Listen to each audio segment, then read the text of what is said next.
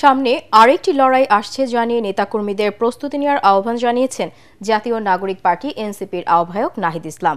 তিনি বলেন, এবারের লড়াই হবে নতুন বাংলাদেশ গড়ার। হামলা চালিয়ে এই লড়াইকে থামিয়ে দেওয়া যাবে না।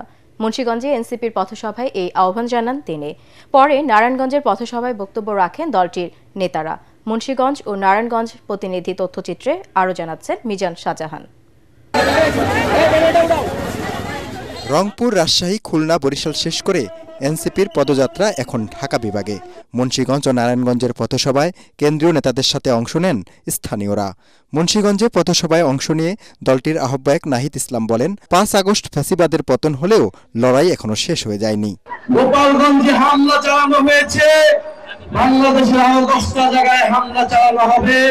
আমাদেরকে দমন করা যাবে না। মুজিববাদের বিরুদ্ধে যে লড়াই, যে যুদ্ধ আমরা ঘোষণা করেছি গণ অভ্যুত্থানের মধ্য দিয়ে, ফ্যাসিবাদী ব্যবস্থা বিলোপের যে লড়াই আমরা শুরু করেছি, এই লড়াই সমাপ্ত না করে আমরা শেষ থামব না।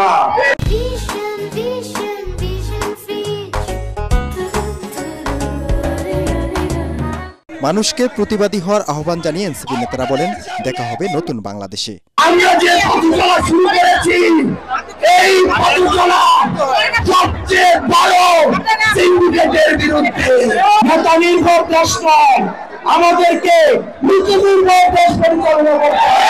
একটা নীতিভিত্তিক রাষ্ট্র আমাদের দেশের জন্য, পরবর্তী প্রজন্মের জন্য আমাদের গড়ে তুলতে হবে। পরে এনসিপি নেতারা অংশ নেন নারায়ণগঞ্জের পথসভায়। সেখানে তারা বলেন, মুজিববাদী বন্দোবস্ত বহাল রেখে ফেসিবাদ মুক্ত রাষ্ট্র প্রতিষ্ঠার স্বপ্ন বাস্তবায়ন সম্ভব নয়।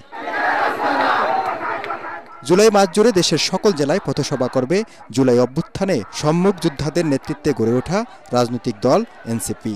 3 আগস্ট কেন্দ্রীয় শহীদ মিনারে সমাবেশে জুলাই ঘোষণাপত্রের মাধ্যমে নতুন বাংলাদেশের রূপরেখা দিতে চায় দলটি।